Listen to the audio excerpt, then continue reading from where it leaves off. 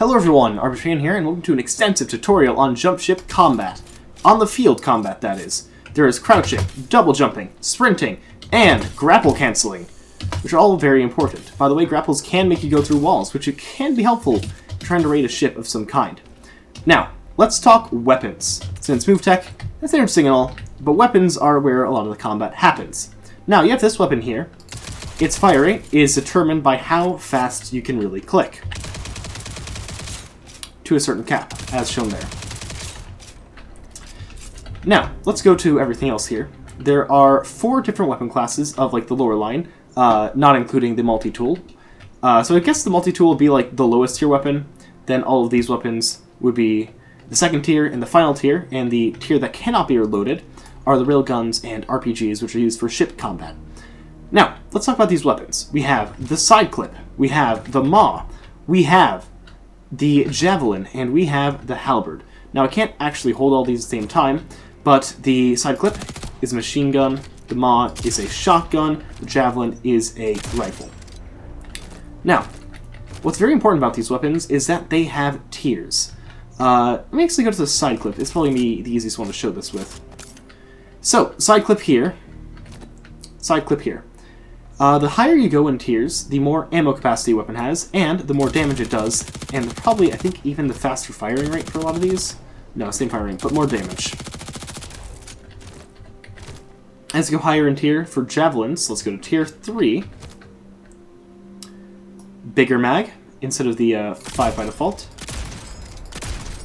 It shoots pretty dang fast, and if I were to compare that to the level 1 javelin,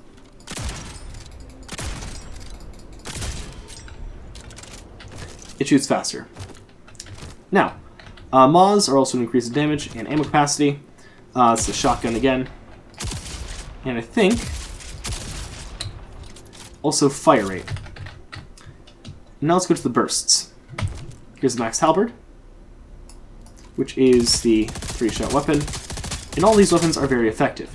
Hitting an opponent with one of these or one of these will probably easily kill it if you get a weak point instantly. With that or that, it'll take a bit longer. I guess probably not the mod if you're close enough. And each of these weapons has their own damage fall off. Now, let's go talk about the special weapons. Let's head over to the assembler, which is where the only 2 craftable weapons are at this very moment. Now, the assembler is also very helpful because if you get ammo crates from here, instead of choosing the ammo vending machine, you'll have more ammo for your materia. Alright, and here we go. Now, I should mention that these items do not have a tier. And you'll notice, if I look on any enemy, it'll start a lock-on procedure. Setting missile there. There. Let's see, can I hit another one? There.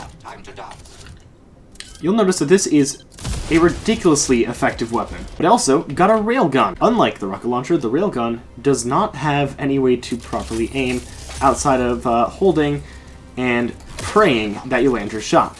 And its damage is considerable, considering that this is just a on-the-ground arms weapon. There you go. I think it does about as much as like the ship railguns, damage-wise. And that's not to say the RPG is also an instant kill. Different ships have different HP levels. But the RPG definitely does more damage than the railgun. That's why the railgun has 1 more max ammo. Let's talk scrap. If you run out of ammo, it is best to scrap your weapons, because no matter how much ammo they have, be it 1, 0, 2, or 3, each weapon will give you 5. Like that. Which would be very helpful if you're low on materia and just want to scrap something extra. So even if I go to like the side clip I picked up earlier, this level 1 side clip, it's also 5. So every item is worth 5, no matter how much ammo it has inside. Which I guess to some extent is like buy 10 get 1 free. Let's talk equipment. So I'm going to quickly enter this building and show off a bit of the equipment that we have here in this game. There is a deployable shield, a deployable damage increase, a med M, and a bunch of other healing sims. Let's deploy this shield. And you may notice that enemies can't really hit me when I'm in the shield, while we can shoot outside of it, as Buddy has shown, by blasting the enemies before they got more than 1 or 2 shots off. So let's try to find a few. Run over here. Buddy, don't you dare. And head back to our shield. Oh, he ran out. Well, looks like it's time to die. It protects you from bullets. Next up is the Med-M, which is an AoE heal that can heal you and your allies. So if you're in the middle of the field and deploy this, try to bring everyone close enough so that they can all get a full restore, if you're ever in dire straits. Oh, and no, I took damage and I'm immediately healed. It is fast healing. It is fast healing. Oh, and there's a damage amp. Alright, it is damage amp time. So there's going to be a lot of enemies here, so I will definitely want to activate this damage amp, which, you'll notice, gives a damage boost. It should say, so let's come out and then back in. The damage amp is 4 times damage, and I believe they stack. And now, if I saw an enemy, I could take a shot, and it would be very, very strong. Now, you may be noticing I'm hitting enemies in specific spots to do more damage. Hopefully, if I can see an enemy. There, you gotta shoot the glowy parts of every robot. This does not include the shield, which is a blue hue that goes over some enemies. Now, this other spider robot here, they have a weak spot on their back, it's hard to see, but if you hit that as well, you can crit. So this game does have 2 tiers of enemies, which I will pull up right now. There are base variants and special variants. The special variants appear more commonly in the hard difficulties, think cargo ship missions, and the base variants appear everywhere, all the time. Now, it is important to know that every one of these enemies does have a weak point similar, at least I've not seen an enemy that doesn't have a weak point, similar to the ones of base variant, which is helpful because this is sort of like a universal tip. Hit the weak point, hit the glowy point, you can destroy the creature. And by the way, feel free to help out the wiki page, I'll link that in the description, as this is what's on there for enemy types. Oh, fun little bonus tip. If you are outside a ship and I don't know how to find the entrance, you can orient yourself properly by looking at the enemies inside, as they're subject to that place's gravity. Meaning that this is the correct orientation to enter, which makes finding the entrance a heck of a lot easier. Oh, and I guess while we're at it, this game has another thing with it. If you press V, you perform a melee attack, with different animations depending on what weapon you are using.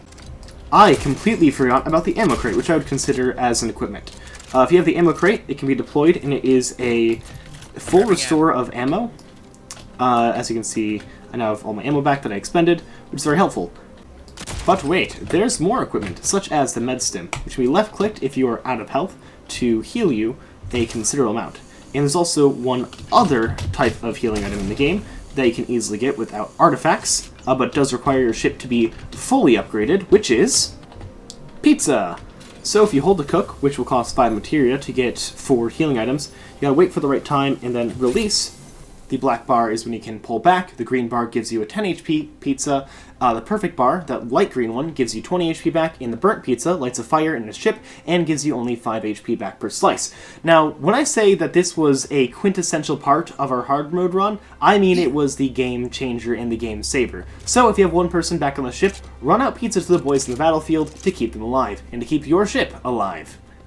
With all that said, that was my in-depth tutorial about the on-ground combat for this game called Jumpship. You can try out the demo on Steam for free for a little bit more time. We have until the 16th before it is gone, and they start working on the real game behind the scenes. See you on the battlefield.